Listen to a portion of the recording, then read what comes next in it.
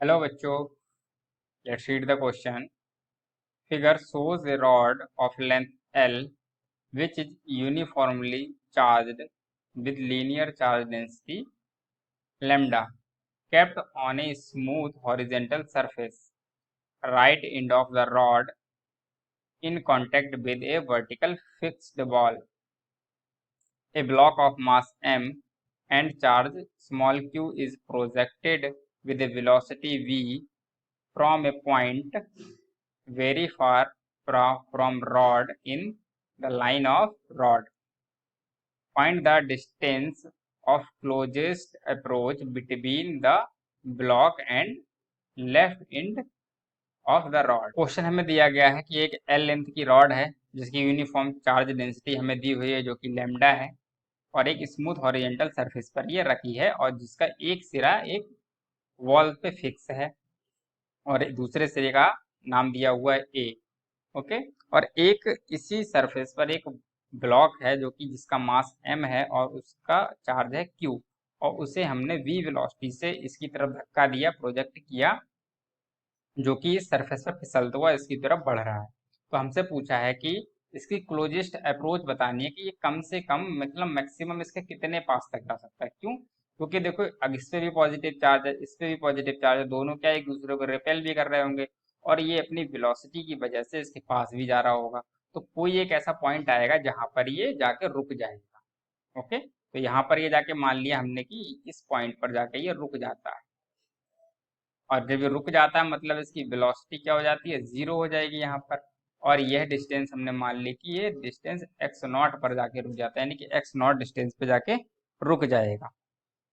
तो हमें सिंपली इसमें करना क्या है कि कॉन्सेप्ट की अगर हम बात करें कि हमें सिंपली हमने समझ लिया कि v वेलोसिटी से फेंका गया और इसकी वेलोसिटी जीरो होने तक हमें देखना है, तो यानी कि इसकी जितनी भी एनर्जी होगी वो क्या होगी, यहाँ पर काइनेटिक एनर्जी थी वो यहाँ पर पोटेंशियल एनर्जी में चेंज हो जाएगी और हमें यहाँ पर क्या करना है, इनिशियल एनर्जी को फाइनल एनर्जी के बराबर करना है। यानी कि हमें यहाँ पर जो प्रिंसिपल यूज करना है वह हमें करना है एनर्जी कंजर्वेशन का।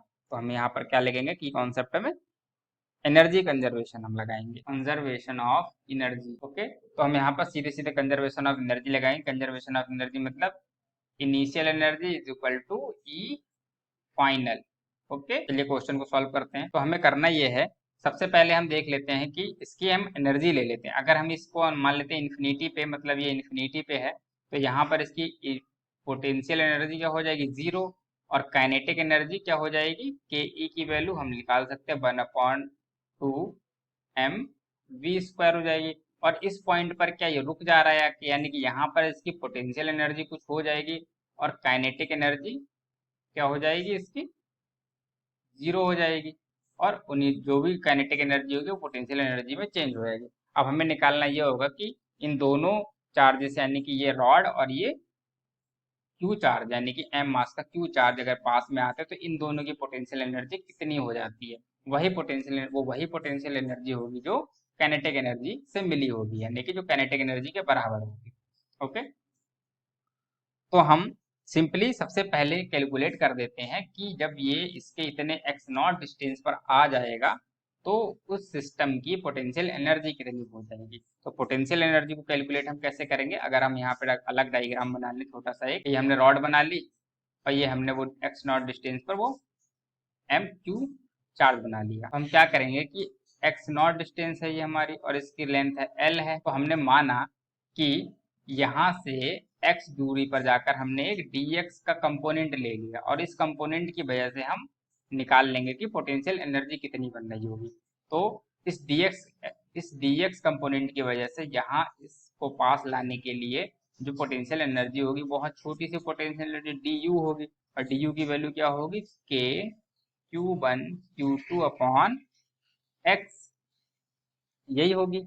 और Q1 Q2 की वैल्यू हम लिख सकते हैं, इसकी Q की वैल्यू तो हमें क्वेश्चन में दी हुई ही है, Q की वैल्यू में की दी हुई है और इस रॉड के हम चार्ज की वैल्यू यानी कि dx जो डिस्टेंस का है जो हमने माना है, ये छोटी सी डिस्टेंस dx को, इसकी चार्ज डेंसिटी हमें पता है क्या है, लैम्डा दे रखी है। तो ये dx पे कितना चार्ज हो जाएगा, dq चार्ज जो कितना होगा, dq चार्ज जो इस वाले पे होगा, छोटे से एलिमेंट पे जो होगा लेमडा डी एक्स। तो ये हमारा चार्ज हो गया Q2 की वैल्यू। तो हम इसे लिख लेते हैं D U is equal to K, Q1 की वैल्यू है Q और Q2 की वैल्यू है lambda D x upon x. Okay, तो ये हो गया। अब हम क्या निकालना है, इस पूरी रॉड की वजह से निकालना है, तो हम इसका इंटीग्रेशन करें। हम इंटीग्रेशन करेंगे तो यह क्या आ जाएगा, u is equal to, integration के बाहर आ जाएगा हमारा क्या कांस्टेंट, क्या क्या है q के लेम सॉरी k कांस्टेंट है, लेमडा कांस्टेंट है और q भी कांस्टेंट है, और इंटीग्रेशन 1/x dx। और लिमिट कहाँ से कहाँ तक है, तो अगर हम यहाँ से देखें इस पॉइंट से, तो एक्स नॉट हमारी इनिशियल लिमिट है और एक्स नॉट प्लस एल, यानी कि इसकी लेंथ एल है ना, एक्स नॉट प्लस एल क्या है हमारी अपर लिमिट है। तो लोअर लिमिट हमारी हो गई एक्स नॉट और अपर लिमिट है x naught plus L. U is equal to हम निकालेंगे 1/x का इंटीग्रेशन क्या होता है, लॉग एक्स होता है। हम लिख देंगे उसे के लेमडा क्यू, और इधर हमारा हो बचेगा लॉग एक्स, लिमिट हम लगा देंगे एक्स नॉट से एक्स नॉट प्लस एल तक। ठीक, जब हम इसमें अपर लिमिट लोअर लिमिट लगा लेंगे तो हमें मिल जाएगा u इज इक्वल टू के lambda Q log x naught plus L upon x naught.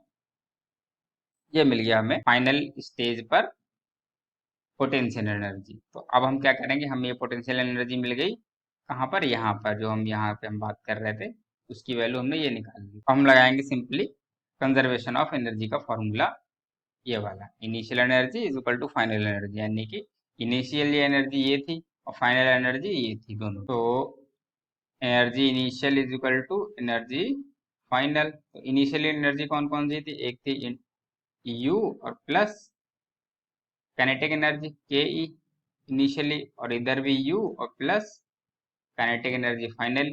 तो यू इनिशियल और ये यू फाइनल। ठीक है, हमने यू फाइनल की वैल्यू निकाली। इनिशियली यू तो 0 थी और kinetic energy half m we square थी इज इक्वल टू, बाद में काइनेटिक एनर्जी 0 हो गई तो ये हम मिटा ही देते हैं, ये हो गया।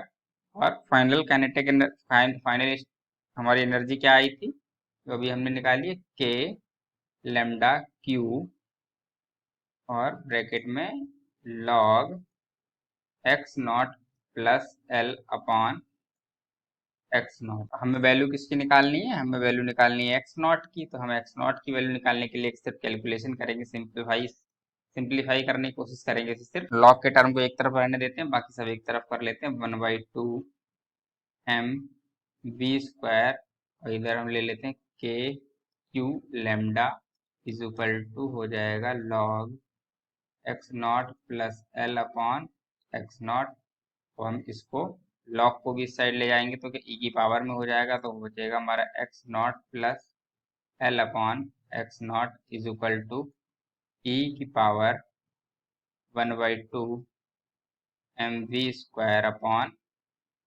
के क्यू लेमडा। ये मिल गया।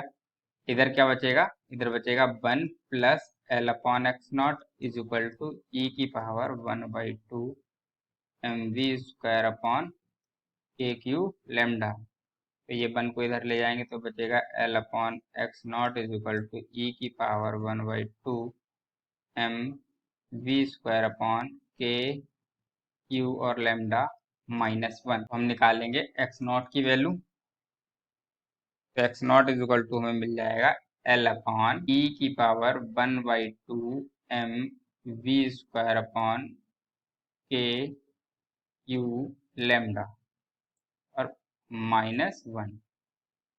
तो ये हमारा एक्स नॉट की वैल्यू आ गई, और यही क्वेश्चन में हमसे कहा गया है। हमारी एक्स नॉट की वैल्यू हमें मिल गई और यही क्वेश्चन में हमसे पूछा गया था। I hope you understood very well. Thank you.